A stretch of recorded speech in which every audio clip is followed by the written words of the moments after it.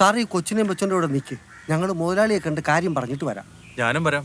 എനിക്ക് മുതലാളി ഒന്ന് കാണാമല്ലോ, പരിചയപ്പെടാമല്ലോ. എനിക്ക് പ്രശ്നമൊന്നുമില്ല. പക്ഷെ കൂടെ ആരെ കണ്ടാലും അയാൾ 100 ചോദ്യങ്ങൾ ചോദിക്കും.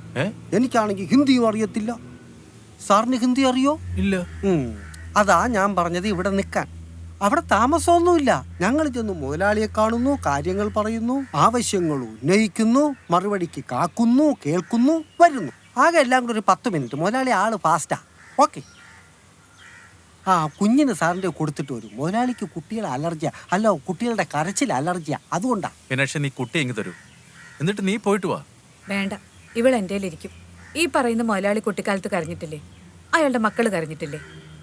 കുട്ടികളെ ഇഷ്ടപ്പെടാത്ത ഒരു മനുഷ്യരല്ല. എന്നാ വെച്ചോളൂ, ഞാൻ പറഞ്ഞതേ ഉള്ളൂ.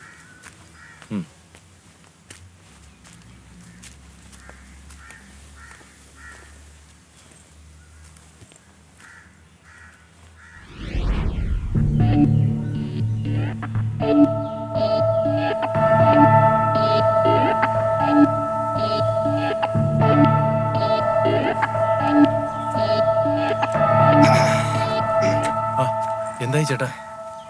നമ്മൾ പറഞ്ഞതുപോലെ തന്നെ മീനാക്ഷിയുടെ ജോലി ഏതാണ്ട് ശരിയായിട്ടുണ്ട്. ഒരു ലേഡീസ് ഹോസ്റ്റലിലെ വാർഡനായിട്ട് ഇന്ന് തന്നെ ജോലി പ്രവേശിക്കണം. അതിനുള്ള നടപടിക്രമങ്ങൾ അകത്ത് നടന്നുകൊണ്ടിരിക്കുകയായിരുന്നു. ഇപ്പൊ തുടങ്ങി കാണും. ഇനി സാറിനും കൂടെ ഇവിടെ നിങ്ങൾ ജോലി ശരിയാക്കി തന്നാൽ എനിക്ക് ആശ്വാസമായി. വൈകിക്കണ്ട, വണ്ടിയിലോട്ട് കയറി.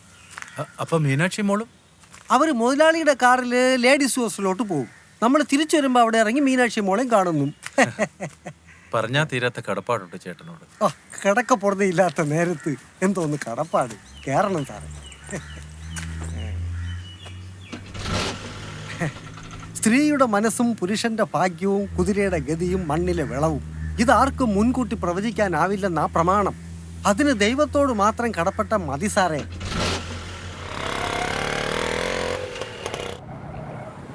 സാറേ, കയ്യിൽ കാശുവല്ലോ ഇരിപ്പുണ്ടാ? ഡീസൽ അടിക്കണം. സാറെന്തായാലും ജോലിക്ക് പോവല്ലേ? അവിടെ നിന്ന് ഡെയിലി 500 രൂപ ബത്ത കിട്ടും. പിന്നെ താമസവും ഭക്ഷണമൊക്കെ അവിടെ തന്നെ ഉണ്ട്. ശമ്പളം എന്തായാലും മിച്ചമാ. എൻ്റെ കയ്യിലാണെങ്കിൽ കാശും ഇല്ല. പിന്നെ ഇനി ഞാനൊരു കാര്യം പറയാം, അത് മനസ്സിൽ കുറിച്ചിടണം. ജോലി സ്ഥലത്തുള്ള ആൾക്കാരെ ഒന്നും അത്രയ്ക്ക് അങ്ങോട്ട് വിശ്വസിക്കണം. എന്നാൽ അവരെ വിശ്വസിക്കുന്നതായിട്ട് അഭിനയിക്കുകയും വേണം. കാശുണ്ടോ? കുറവാ, ഒരു 500 ഉണ്ട്. ബുദ്ധിമുട്ടാണെങ്കിൽ വേണ്ട. വേണ്ട, ഇരുന്നോട്ടെ. കുറച്ച് നേരമായിട്ട് ഞങ്ങൾക്ക് വേണ്ടി കഷ്ടപ്പെടുക. ഇതാ പിടിക്ക്. വലിയ സന്തോഷം. എന്താവശ്യം ഉണ്ടെങ്കിലും നമ്മൾ കൂടെ കാണും. എത്ര സമയമില്ലെങ്കിലും വന്ന് അന്വേഷിക്കുകയും ചെയ്യും. പിന്നെ വേണ്ടത് വേണ്ടപ്പോ അറിയിച്ചോണം കേട്ടോ.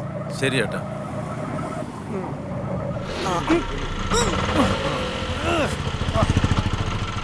എന്താ പറ്റി ചേട്ടാ? എന്താണെന്നറിയാൻ വയ്യ. 2-3 ദിവസമായിട്ട് ഇടഞ്ഞു നിൽക്കുക ഇവള്.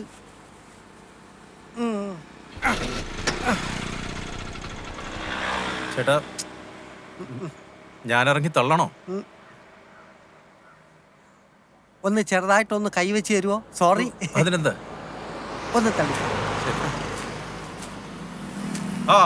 ചേട്ടാ, ചേട്ടാ എടുത്തോ ചേട്ടാ. അയ്യോ, ഇങ്ങനെ തള്ളിയാ പോരാ, ഒന്ന് ആഞ്ഞ് തള്ളണം.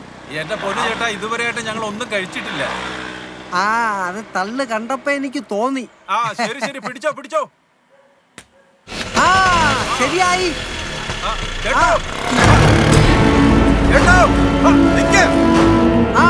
മതി മതി, 500 രൂപയ്ക്ക് ഇത്രയും കറങ്ങിയാ മതി.